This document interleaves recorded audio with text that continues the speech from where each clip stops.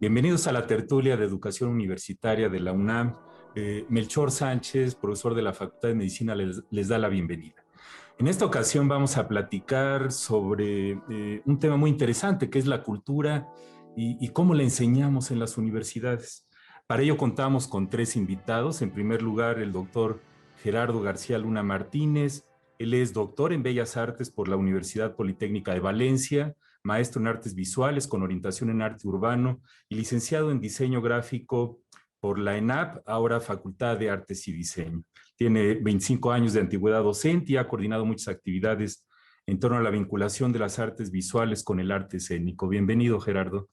Melchor, muchísimas gracias y un saludo amplio a todo tu público. Gracias. Y contamos también con la maestra Gabriela Gil Berenzuela. Ella es gestora de procesos culturales y académicos, egresada de la maestría en estudios de arte de la Universidad Iberoamericana, Ciudad de México, y del posgrado en gestión de políticas culturales de la Universidad de Barcelona, España. Actualmente, Gabriela es la coordinadora de la Unidad Académica de Cultura de la UNAM. ¿Qué tal, Gabriela? Hola, mucho gusto. Encantada de estar con ustedes. Gracias.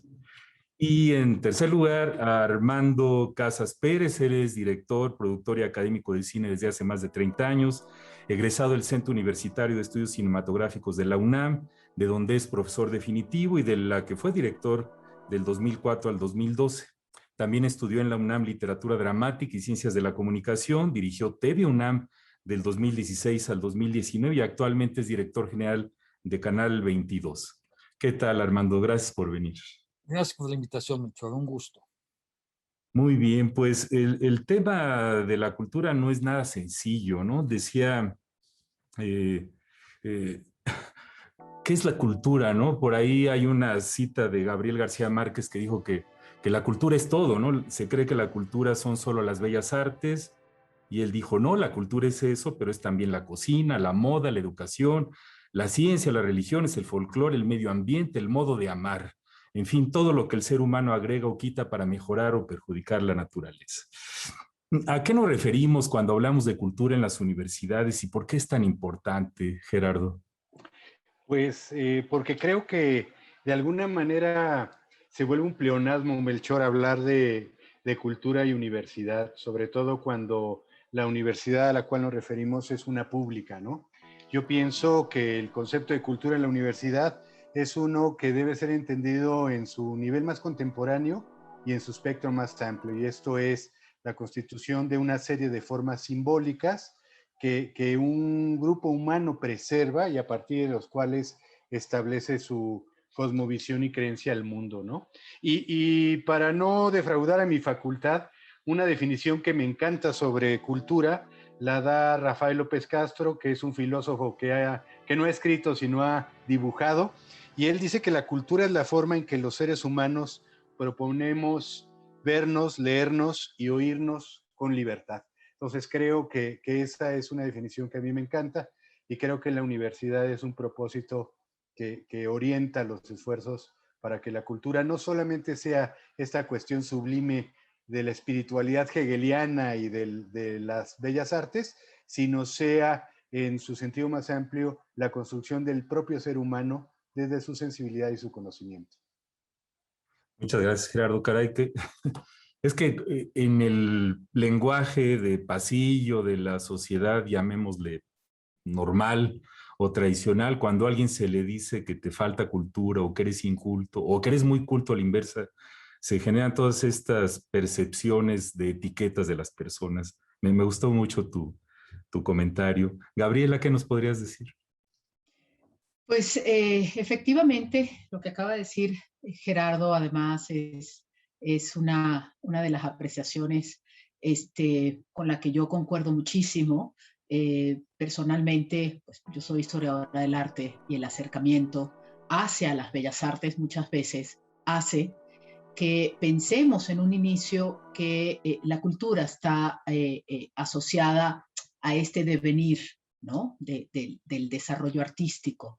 Sin embargo, efectivamente la cultura es todo lo que nos rodea, pero además hay una parte de pensamiento crítico que es muy interesante, que se asocia a la cultura y que no tiene únicamente que ver con aquello artístico o con las prácticas que van más allá de un desarrollo prácticamente patrimonial o de las bellas artes. El pensamiento es aquello que nos hace pues, ser como somos y además vernos en una pantalla con los otros, es decir, definirnos a través de los otros como somos.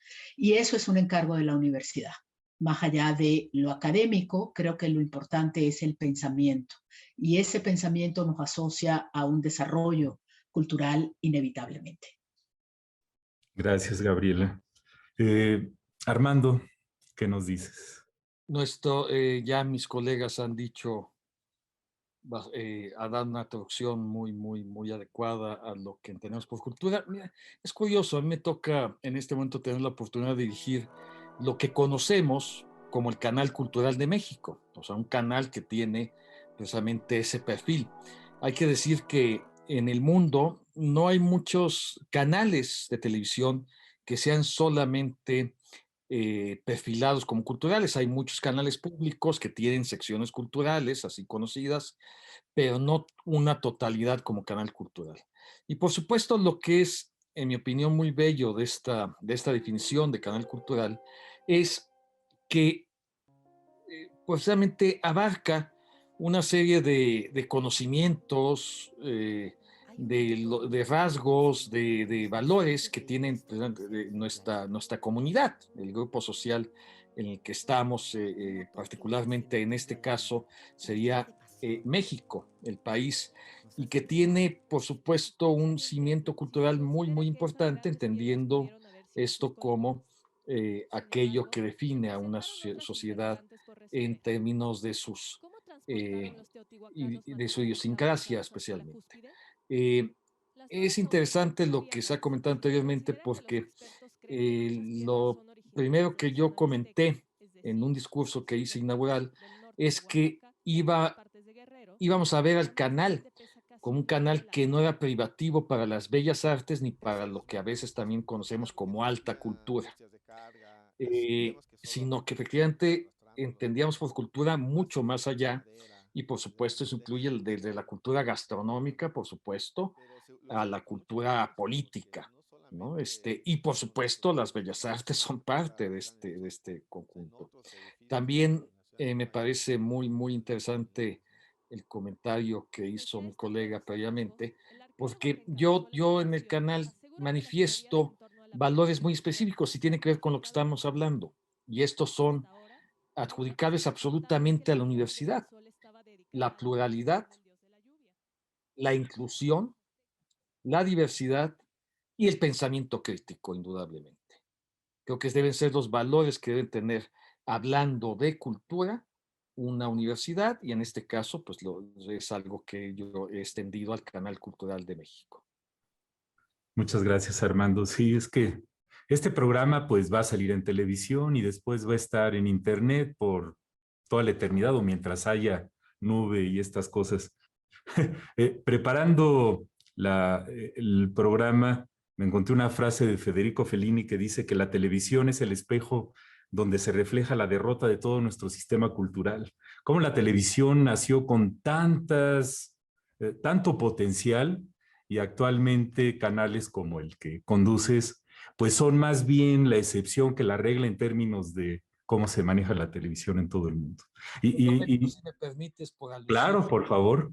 muy sencillo, perdón Gabriela, perdón Gerardo, es eh, pasamos, nuestra generación conoció algo que se llamaba o se denominaba la caja idiota. Así es. Pero ahora estamos en la Smart TV, así en inglés, televisión inteligente. No, ha cambiado esto mucho, eso es motivo de quizás otra discusión, pero entiendo muy bien al maestro Fellini, estamos hablando de otra época, la televisión. Otra época. Y evidentemente, precisamente la televisión también es cultura. Habrá que recordar los que somos de esta generación una frase del maestro Froilán López Narváez, también que decía algo que ahora nos parece obvio, pero él tenía que decir, la rumba es cultura, ¿no? Por decir que una música como esta también era cultura. Claro, la rumba es cultura y el mambo y el rap y todas las manifestaciones musicales, eso es la amplitud en la que debemos estar desarrollando este concepto. Qué bien, muchas gracias. Y es que buscando una definición, encontré una referencia que decía que había una lista de más de 164 definiciones y una clasificación de más de 250 culturas distintas. Entonces es algo enorme. Y en educación médica, que es mi área de desarrollo profesional académico, en los últimos años se nos ha insistido mucho en desarrollar algo que le llaman competencia intercultural.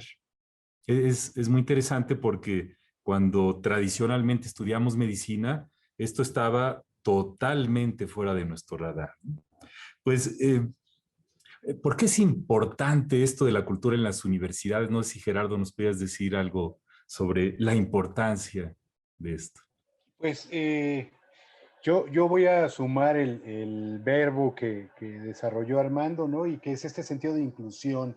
Melchor, tú decías en tu referencia que en Radio Pasillo o en las pláticas que tenemos de manera cotidiana, hablamos de que es muy culto o es muy inculto, y como todo capital, es decir, una sociedad conforma capitales y bienes, capitales económicos a los cuales regularmente estamos más regidos o más preocupados, pero también hay capitales simbólicos y culturales. Y esos capitales también se convierten pues en recursos de administración de ahorro, pero sobre todo de diferenciación, ¿no? Armando hablaba de esta alta cultura, ¿no? Y obviamente había una alta cultura, una cultura media, que era la cultura de masas, una cultura televisiva, y la baja cultura, que ya era o el proletariado o el campesinado o casi el borde de la ignorancia, ¿no? Y estos esquemas de verticalidad se vuelven enormemente diferenciadores, ¿no? Se vuelven enormemente clasistas y excluyentes. Entonces, una ópera de Wagner o un museo se vuelven templos en donde el Juan de la calle se siente excluido o se sentía excluido. A últimas fechas se habla de varios criterios. Se habla, por ejemplo, Bauman, de lo que es un omnívoro cultural, es decir, esta estratificación cultural, gracias a la horizontalidad de instituciones como las públicas y como la universidad, pero también a través de las redes, ha permitido diluir las segmentaciones de los estratos culturales. Dicha dilución hay que analizarla para bien y para mal, ¿no? O sea, en un sentido para bien, pues en un sentido de accesibilidad a espacios comunes, ¿no? A que una pieza que pueda estar en la Bienal en Venecia o en Documenta en Alemania pueda de alguna manera por el MUAC ser accesible, sobre todo con otro aparato curatorial, con otro tipo de enseñanza a un público más amplio. Es decir, ahí hay una proximidad incluyente. Yo creo que el trabajo cultural en la universidad es importante por ese valor de inclusión y por ese valor también de transdisciplina, ¿no? O sea, cómo un alumno que se esté formando, mi facultad la voy a excluir porque diríamos que es pleonasmo, su especialidad es directamente o está implícita en lo que son las bellas artes, diseño y artes visuales, pero como un alumno de contaduría, a partir de un programa estratégico de difusión cultural, puede tener un acceso gratuito a libros o puede ir a un concierto de primerísimo nivel a la UFUNAM, o bien puede asistir al estadio y desgarrarse en un Goya, en una actividad deportiva. Es decir, creo que la importancia de la cultura en la universidad pública es de inclusión, es de una horizontalidad amplia. Muchas gracias, Gerardo. Pues les agradezco muchísimos sus comentarios. El tema da para mucho. A continuación vamos a escuchar a una promotora cultural sobre la importancia de la difusión de la cultura como un derecho humano.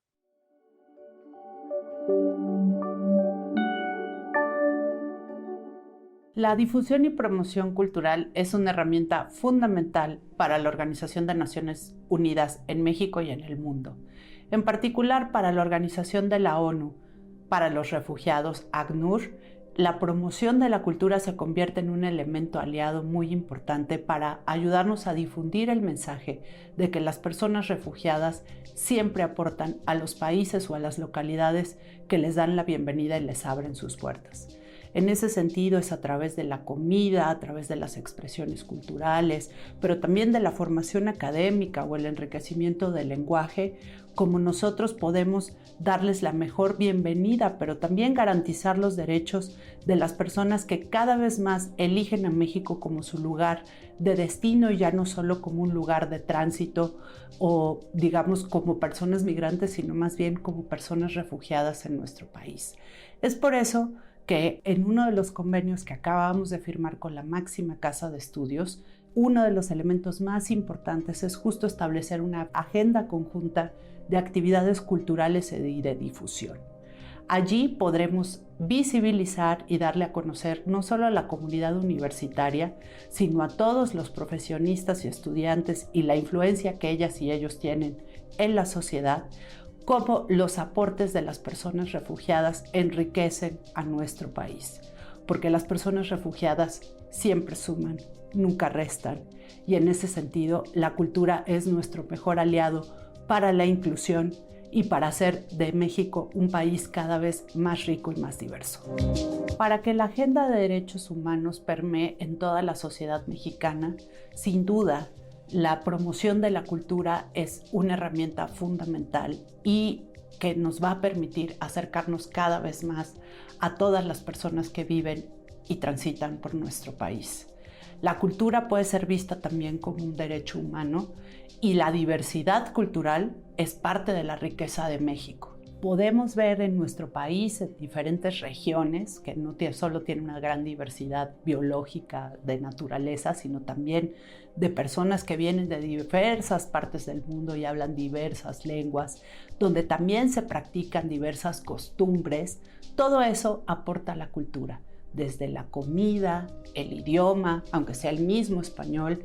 Todo eso son elementos que enriquecen y le dan cada vez más vida a nuestro país.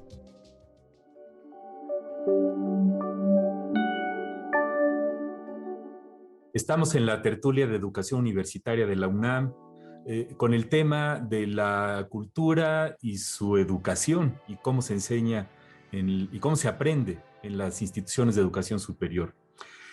La Universidad Nacional Autónoma de México tiene 3 tareas sustantivas, que son la docencia, la investigación y la difusión de la cultura, que obviamente no nada más se difunde, sino también se crea, se vive, se transmite de muchas maneras. Gabriela, ¿cómo se incorpora la cultura en las universidades y qué papel estás jugando ahorita sobre lo que comentó Valeria en el video? Sí, bueno, la cultura en las universidades se incorpora de una manera integral, amplia y diversa. Porque no solamente se incorpora en las distintas currículas de las facultades, de los institutos, de las coordinaciones. Creo que el ámbito y el desarrollo cultural está presente en todo el quehacer de la universidad.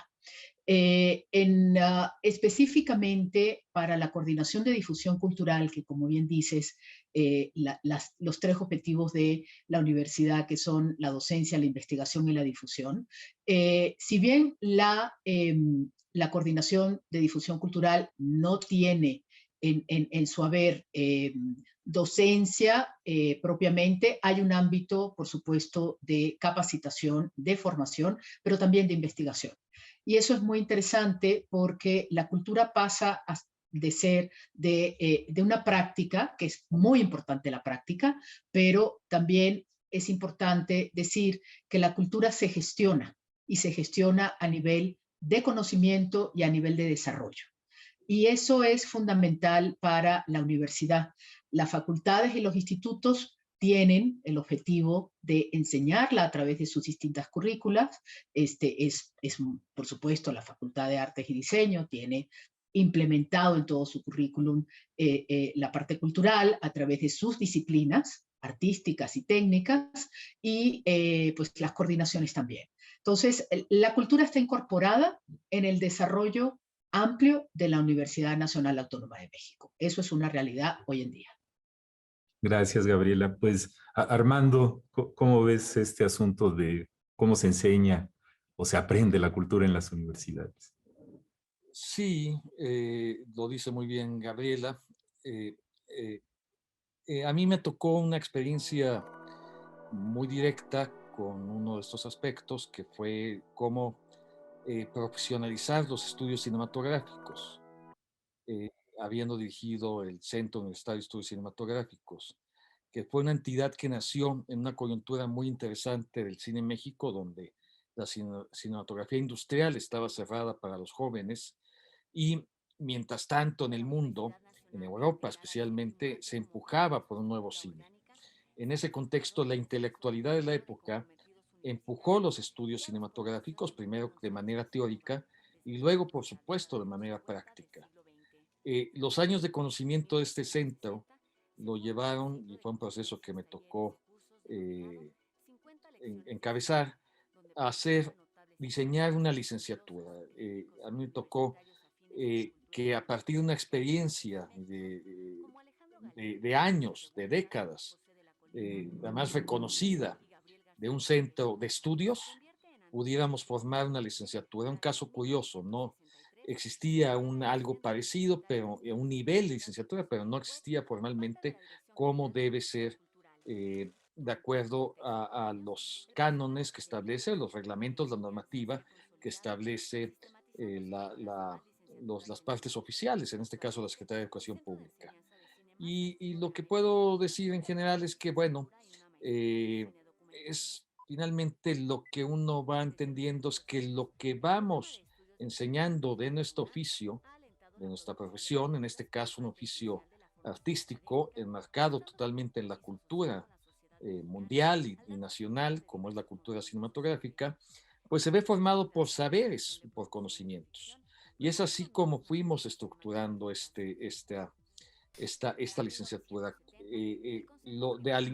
Primero entender qué es lo que lo marcaba, cómo se definía el arte cinematográfico y luego cuáles eran los saberes y conocimientos y por supuesto los oficios que se desprenden de estos mismos, en el caso del cine, que van desde la dirección, que van a la fotografía, al sonido, a la producción, a, a la postproducción o edición, entre otros muchos, la dirección de arte, por supuesto, y algunas especialidades como el documental o la animación, que fue lo que permitió el diseño de esta cinematografía, que he de decir que está considerada de manera teórico-práctica. Eso es muy importante, este equilibrio. Gerardo seguramente lo podrá mencionar, que dirige una facultad de artes, el equilibrio que debe haber entre la teoría y la práctica, ¿no? Eso es lo que creo que es que cuando uno diseña ese tipo de,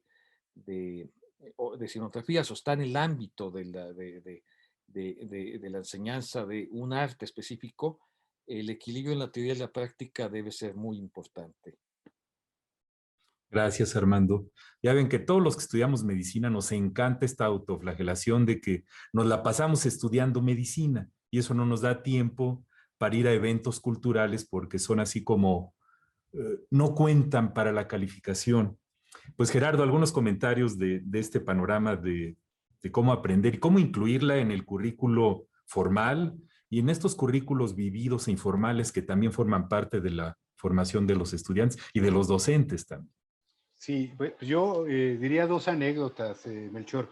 Una primera que hace algunos ayeres yo era secretario particular de la Coordinación de Difusión Cultural en tiempo del doctor José de Santiago y hay una práctica común en la universidad que es pagar un bono, así como se paga el bono para ver a los Pumas, se paga un bono para la UFUNAM.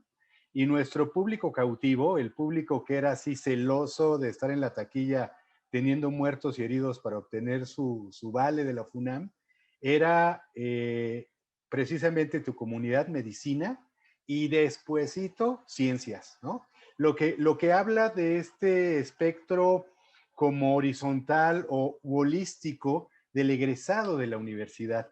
Y en segundo caso, el egresado de la universidad como un promotor de cultura. No podemos olvidar que distinguidísimos coordinadores de difusión cultural fueron formados en la Facultad de Derecho, por decirlo, ¿no?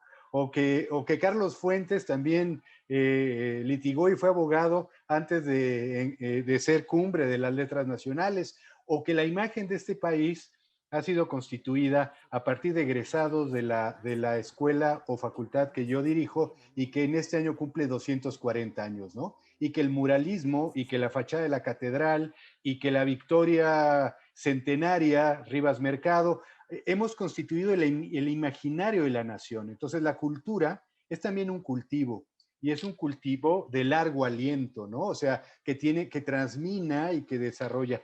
Y simplemente creo que hay esfuerzos particulares de formalizarla. La cultura, como es en el caso de la Facultad de Contaduría, en donde hay una serie de materias obligatorias con obligación a titulación no crediticias, pero que los alumnos deben formarse o en poesía, o en coral, o en baile, pero también la cultura en su sentido amplio.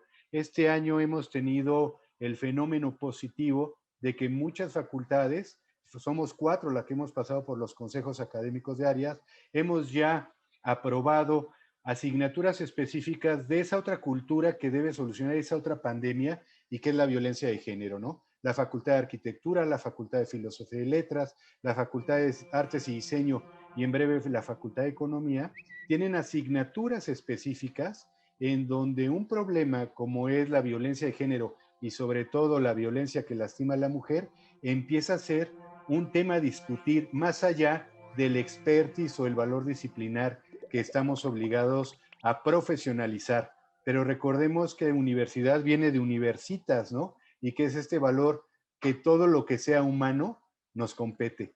Y entonces es esa la figura, Melchor. Gracias, Gerardo. Sí, es que es todo un reto, porque necesitamos una sociedad culta en el sentido amplio de la palabra, ¿no? Decía el mismo Gabriel García Márquez, que la cultura es el aprovechamiento social del conocimiento humano. Sin embargo, no se resuelve nada más con poner una asignatura 101 de cultura en todas las carreras, porque no es sencillo. Y regresando a la polisemia de cultura, pues cada área del conocimiento tiene su cultura. Es un tema fascinante, y lo seguiremos comentando en el siguiente bloque cuando toquemos el tema de la pandemia y cómo está impactando todo esto. Decía John Dewey, un educador muy famoso, que educación es la vida misma. Por eso decidimos en este programa tocar el tema, porque a veces se ve como algo muy lejano, ¿no? Y yo creo que debe ser algo, como ya comentó Gerardo, holístico, y que forme parte del paisaje de todos nosotros.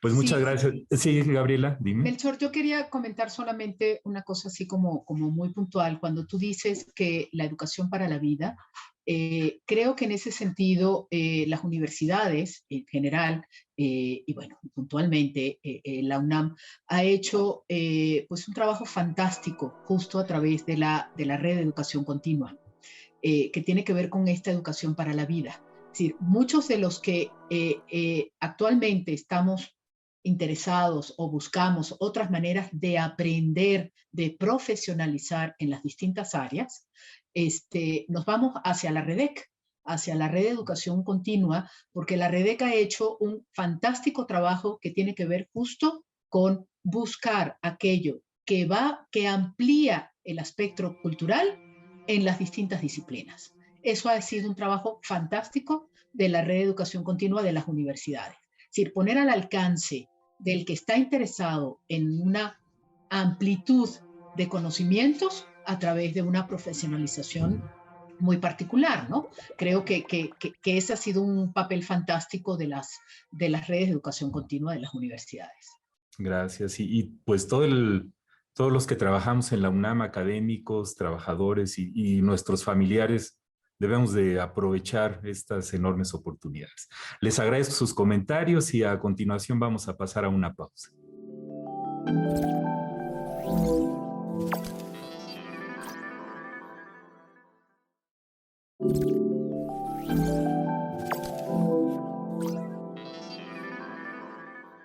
Estamos en la tertulia de educación universitaria platicando sobre la educación de la cultura en las universidades. La UNAM es patrimonio cultural de la humanidad de la UNESCO, patrimonio tangible. Y este año que hemos vivido lejos de estar ahí físicamente ha sido muy complejo.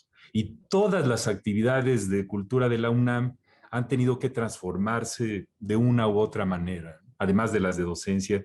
Pues Armando, ¿cómo ves? ¿Qué impacto ha tenido la pandemia en el acercamiento de los universitarios a la cultura en la universidad, a sus eventos? ¿Y cómo hacerle para mejorar la situación?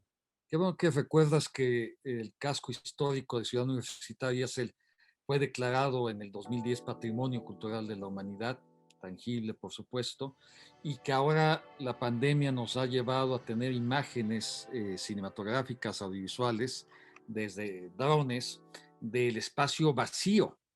Hace poco, la Fiesta Libre de la Rosa, fue muy interesante el video que encabezó la Dirección de Literatura, Anel Pérez, donde se registró la ciudad universitaria vacía, algo que generaba pues una sensación de todo tipo, ¿no? Desde triste, nostálgica,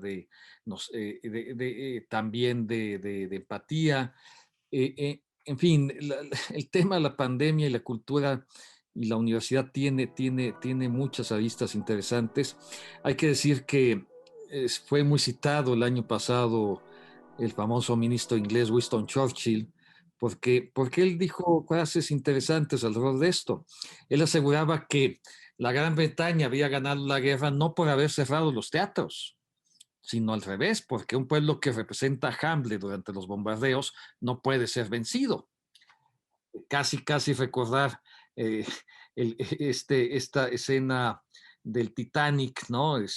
Como historia del grupo musical hundiéndose, pero tocando a los clásicos mientras estaba sucediendo eso. Y hablando otra vez de Churchill, eh, se dice que a él le preguntaban precisamente sobre este tema de la cultura y dijo, bueno, a ver, vamos a sacrificar todo, pero si sacrificamos la cultura, ¿alguien me puede explicar para qué hacemos la guerra? ¿Qué queda si dejamos la cultura? Y eso es muy sensato. Algo que vivimos ahora recientemente es, ¿qué fue lo primero que cerró en la pandemia? Los espacios culturales. ¿Cuáles son los últimos que están abriendo los espacios culturales? Y sin embargo, vamos a ver esta paradoja. La paradoja fue que la gente sobrevivió al encierro gracias a la cultura. Como escribió Juan Villoro en un artículo, desde hace siglos el esfuerzo de lavar la ropa se supera cantando. O sea, la gente se descubrió en su casa cantando, discutiendo cine, leyendo más que nunca, tocando instrumentos, o sea, desarrollando la cultura al interior del propio hogar. Esta es una paradoja interesante que da la pandemia, pero también, y Gabriela puede decir mucho de esto, efectivamente, los grandes espacios culturales, la UNAM hizo mucho al respecto, difusión cultural, llevaron la cultura a estos ámbitos. Es decir, bueno, ya no podemos ir al teatro físicamente, llevemos el teatro a la vía virtual, digital, llevemos la literatura, llevemos los encuentros, llevemos la discusión, la música, todo este espacio.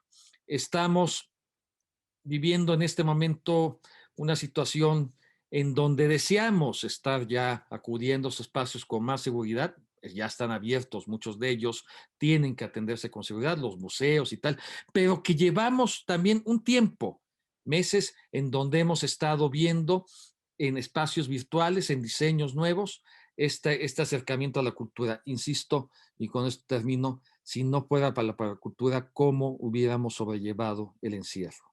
Así de importante es. Así es, ¿verdad? Gerardo, ¿qué nos comentarías?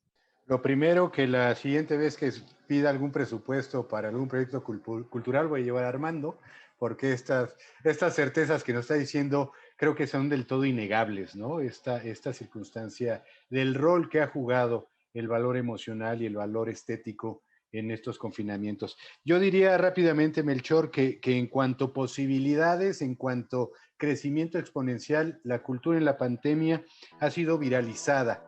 Pudiera ser que en una primera instancia, en cualquiera de estas plataformas que nos permite conectividad y videoconferencia, hay 80 a 200 videntes en ese momento, pero como una botella en alta mar, a la semana uno va al Facebook o a estas redes y ya observa que tiene 12,000 vistas, ¿no? Entonces esto lo hace replicante y le da un margen de alcance mucho más amplio, ¿no? Y esas creo que son sus fortalezas, esta posibilidad de reducir la distancia, la espacialidad. Nosotros esta semana tuvimos un encuentro de universidades públicas latinoamericanas que imparten diseño. Vinieron 28 universidades, ¿no? O sea, obviamente si hubiera sido presencial, ni presupuesto, ni aviones, ni viáticos hubieran alcanzado, ¿no?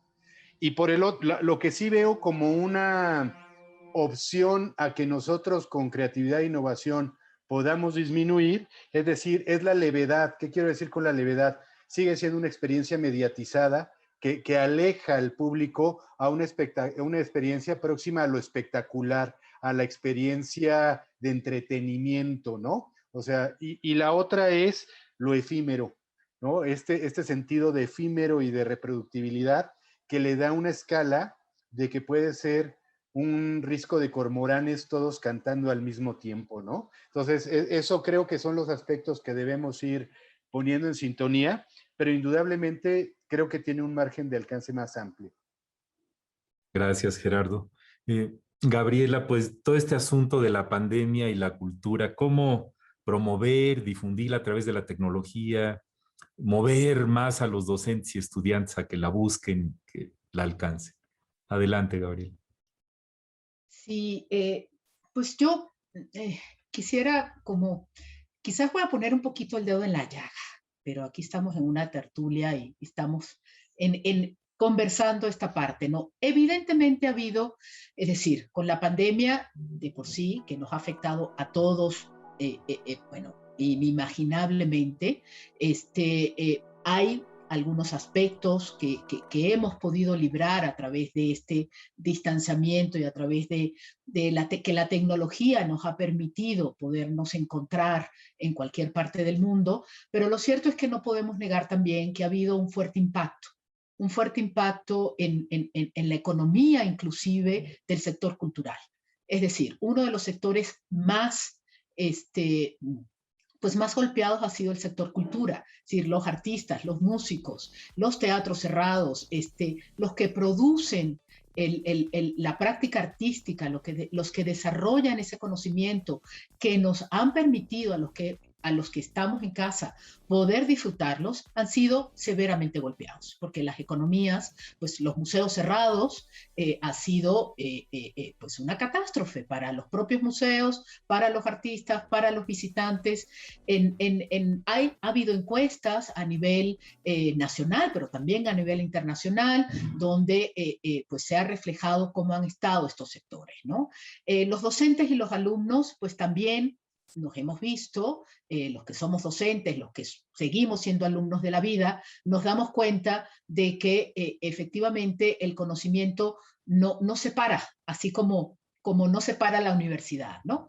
Sin embargo, sí tenemos que enfrentarnos al hecho de que el mundo nos cambió y el mundo cultural también.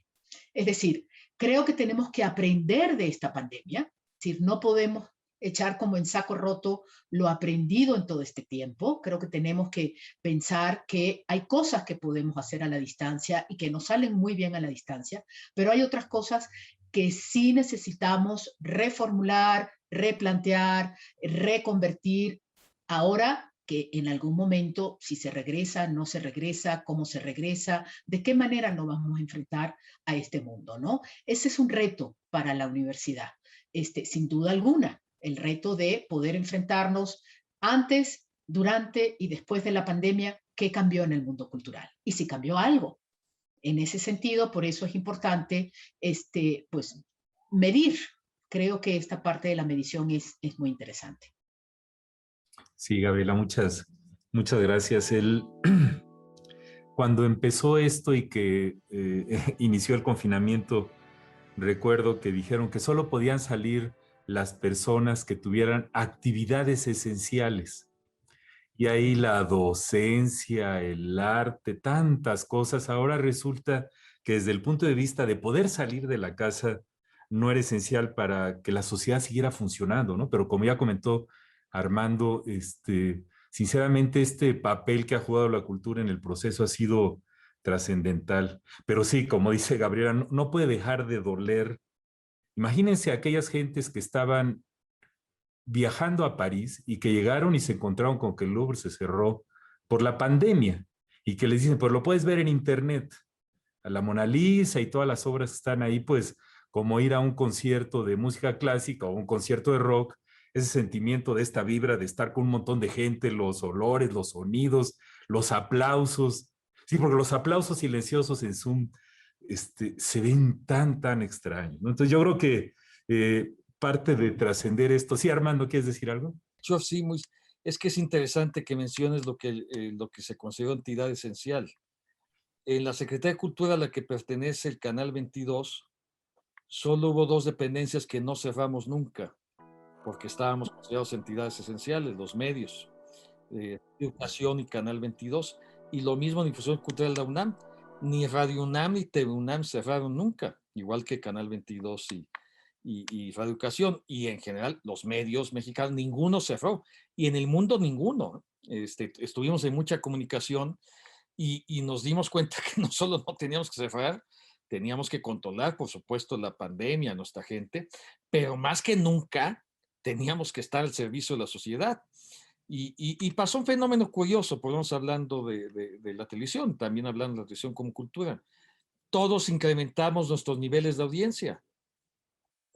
Esto es lo que sucedió objetivamente hablando. Pero después también la incorporación de toda la cultura en la televisión, ¿no? Y nacieron cosas tan peculiares como Teatrix, una especie de Netflix de teatro. Bueno, estas orquestas que tocaban todas a distancia. Alondra de la Parra hizo algo que se llamó la Orquesta Imposible. Los tuvo juntos en la pantalla, pero estaban todos en cada uno en su lugar, pero tocaron armónicamente juntos, la orquesta, y por eso se llama la Orquesta Imposible. Tocaron el guapango de Moncayo, por cierto.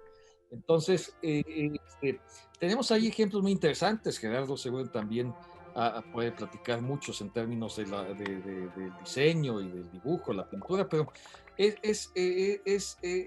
vuelvo a insistir, claro, a nivel de... Como la cultura, efectivamente, los espacios culturales congrega a mucha gente, pues sí, eso tenía que atenderse, no podía ser de otra manera, pero inmediatamente surgió la necesidad de los artistas y la gente de encontrar la cultura dentro del confinamiento. Así es. ¿Y cuánto nos subió los ánimos todo ese tipo de conciertos musicales, artistas que colaboraron en todo este proceso a nivel mundial? Muchas gracias por aclararlo, Armando. A continuación vamos a conocer cómo se difundió la cultura en la Ciudad de México en la pandemia con ayuda de los promotores culturales.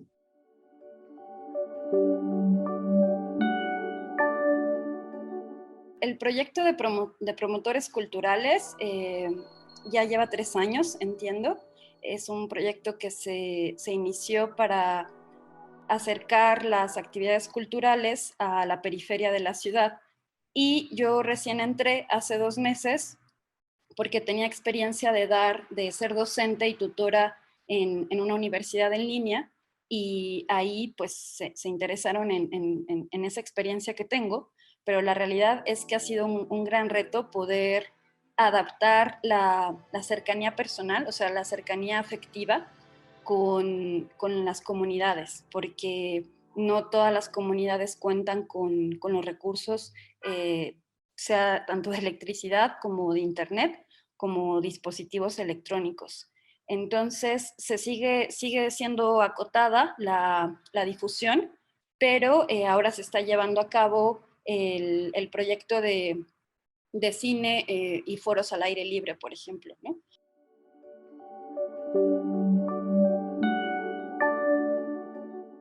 Estamos en la parte final de la tertulia de educación universitaria de la UNAM, platicando sobre cultura y educación. Hablando de todas las concepciones de cultura en su carácter polisémico y lo poderosa que es. Inclusive ven que cuando decimos que algo es muy difícil de cambiar, decimos es que es cultural. Por lo tanto, dejémoslo ahí, ¿no? Es muy poderosa la cultura. ¿Qué mensaje final nos dejarían, colegas, Gabriela, para la audiencia? ¿Alguna reflexión final y conclusiones? Pues, pues yo no sé si es reflexión final o inicial, porque creo que en este mundo cultural las cosas se van ligando los finales con los inicios. Así ha sido el recurso de la historia y del desarrollo cultural propio, ¿no?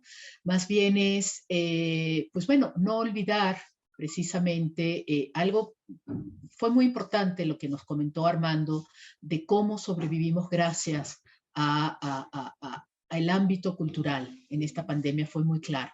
Entonces, mi reflexión es el seguir haciendo cultura, el seguir pensando cultura, el seguir criticando, desarrollando pensamiento y reflexión crítica del acto cultural, del pensamiento cultural, es fundamental, sea desde cualquier disciplina. Y eso es importantísimo para este siglo y para los que vienen. Esa sería mi reflexión. Muchas gracias. Gracias, Gabriela. Armando, ¿qué reflexiones o comentarios nos tienes? Mira, algo muy sencillo, Melchor. A ver, ¿cómo comenzó la civilización? Nos podemos imaginar que, a ver, en algún momento, en medio de una fogata, ¿no? ¿Para qué pasaba en medio de esa fogata? ¿Para qué servía esa fogata en el momento en que el hombre ya podía controlar el fuego? Pues servía para calentarse las manos, para preparar comida y para qué más. Después de haber cubierto esas necesidades, para contar historias, para pintar en la pared lo que había sucedido en el día, para todo lo que ahora conocemos como cultura. La cultura es parte intrínseca de la condición humana. No podemos vivir sin ella, aunque algunos quizás no lo sepan, hacen, generan y viven la cultura. Eso es lo que podría decir ahora. Gracias. Gracias, Armando. Gerardo. Sí, Melchor, yo daría tres, digo, consejos sería como un tío abuelo y eso no, pero igual, tres posibles metodologías a nuestro público amplio y sería, primero que la cultura hay que desacralizarla, hay que quitarle el aura del objeto único, el objeto totémico, pero también el aura de la erudición o del público culto, ¿no? Sino más bien de esta capacidad emocional y sensible de percibir otras formas no siempre lógicas. Lo segundo sería decolonizar la cultura. Hay otros saberes y otras maneras de horizontalidad que nos permiten otras estéticas, otros discursos, otros relatos. Y si apostamos solamente a los discursos eurocéntricos, verticales, de la gran cultura lineal y de la gran espiritualidad eurocéntrica, pues estaremos condenando al planeta a los ecocidios, a los terricidios o a todos estos esquemas que hacen como actividad sustentable. Era actividad primaria, pero para la economía, no para el hombre ni para la sociedad, ¿no? Y finalmente, una visión actual, porque lo actual es el hecho efímero en el que se conjuga el pasado, el presente y el futuro. Y en ese sentido, la universidad está apostando al futuro, al formar culturalmente a sus alumnos, en el presente, en una apuesta decisiva de preservar nuestros enunciados, nuestra creación y difusión, pero también en el pasado. Recordemos que la universidad tiene los bienes patrimoniales albergados. Yo acababa de decir hace rato que la Academia de San Carlos tiene 240 años, los cumple este año, y tenemos más de 80,000 bienes patrimoniales que tienen que ser cuidados casi en geriatría cultural, ¿no? O sea, tienen que ser objetos amados que deben ser preservados para constancia, legalidad. La cultura nos da destino, pero nos da entidad y nos da comunidad. Es cuanto, querido Melchor. Sí, Gerardo. Pues es que reflexionando sobre lo que han dicho, qué importante es el contexto y los tiempos, ¿no? Decía John Steinbeck que por el grosor del polvo en los libros de una biblioteca pública puede medirse la cultura de un pueblo, ¿no? Y ahorita, pues todas nuestras bibliotecas, no sé qué tanto polvo tengan porque pues no he entrado, no hemos ido, pero ya no refleja eso el acceso a todas estas cosas. ¿Cómo han cambiado los tiempos? Gabriela, otro comentario. Dos puntos, básicamente. Uno, creer en la cultura y en el desarrollo cultural. Creo que eso es importante, la empatía, esto de poder ser empático con lo que la cultura produce, y produce mucho. Eso sería uno, darle la oportunidad a que realmente no sea el 0.0.8% del PIB. O sea, cuando estamos hablando de economía cultural, la cultura aporta y aporta mucho. Eso sería como muy importante. Gracias, Gabriel. Armando. Vuelvo a algo similar, o sea, ¿cuál es el sentido de la existencia o de salir del propio encierro? Si en los países, si no tenemos teatros, galerías, librerías, salas de concierto, películas, en fin, si algo nos da identidad como países es la cultura. Es nuestro mejor embajador. Lo que más reconocemos de otros países no es el Producto Interno Bruto, es sus museos, sus películas, sus pinturas, su música. Eso es lo que sabemos nosotros más de los demás países. Hombre, pues es algo que sí, varios gobiernos tendrían que tener más sensibilidad respecto a eso, porque es finalmente lo que le da identidad a un país. Y eso incluye, por supuesto, no lo hemos hablado ahora, lo que ahora también conocemos, y Gerardo lo mencionó de alguna manera, como cultura popular, ¿no? Aquella que llega de manera más amplia a los individuos. Esto, pues, imaginémonos sin ello. ¿Para qué salimos al exterior sin ello? ¿O cuál es el sentido de la vida en nuestras casas encerrados sin esto? Así es. Sí, ya iremos a los pueblos mágicos, no nada más por internet. Gerardo, ¿qué nos dirías? Pues creo que frente a un mundo reificado, es decir, volcado hacia la posesión del objetual y hacia la economía en divisas, tenemos que voltear los ojos a políticas que también desarrollen visiones hacia lo emocional, lo que en la región latinoamericana se ha denominado estrategias de educación sentipensante, ¿no? Es decir, también la sensibilidad, también la emoción, como un capital transformador de lo cotidiano, ¿no? Porque las comunidades también empiezan de lo diario, del hacer. No solamente la cultura es un gran banquete al que estamos invitando a la gente, sino también la cultura es una parcela en la que se puede cosechar. Que las personas se sepan hacedoras de cultura, lo que decía Armando, ¿no? O sea, no hay alta ni baja cultura, sino hay una cultura que sus formas simbólicas son aplicables a un contexto y a un entorno, ¿no? Creo que estos sentidos de posibilidad de empoderar las manifestaciones ordinarias, coloquiales, artesanales, patrimoniales, convierten otros capitales que, sin lugar a dudas, si hablamos desde lo simbólico y lo turístico, también, como decía Gabriela, generan riqueza y generan Producto Interno Bruto. Muchas gracias, Gerardo. Caray, pues sus comentarios me han estimulado mucho para seguir explorando el tema y para pues seguir con la esperanza, ¿no? Les agradezco muchísimo y es que ha surgido, es decir, no es nada más lo tangible, ven que también existen estos patrimonios culturales de la humanidad, inmateriales o intangibles, dentro de los que en México me encontré que tenemos el mariachi, la comida, cosas con las que habitualmente en el concepto muy tradicional de cultura como que eh, estarían un poco fuera de lugar, pero en el concepto moderno que ustedes plantean caben perfectamente. Entonces, pues Gerardo, Gabriela y Armando, les agradezco muchísimo sus reflexiones, sus comentarios, la participación de sus vivencias y fue un placer tenerlos con nosotros aquí en la tertulia. Muchas gracias, Melchor. Decir que el reconocimiento, porque lo dijiste bien, ¿no? Los mejores médicos que yo conozco son apasionados por la cultura. Los ingenieros, los abogados, son todos apasionados por la cultura. Así que mi reconocimiento también. Gracias. Gracias por la invitación. Gerardo, gracias. Muchas gracias, Melchor. Sí, ¿qué sería de la pintura sin Vesalio, por ejemplo, no? Se hacen esos grabados maravillosos, pero agradecerte y recordar que, digamos, Humanidades y Artes en esta grandísima y máxima casa de estudios ocupan el lugar 26º a nivel mundial. Somos las disciplinas mejor evaluadas, entonces tampoco la cultura es elitista. Si una universidad pública da cultura con altísima calidad, significa que es por el valor patrimonial y humano de esta nación. Muchas gracias, Melchor. Perfecto.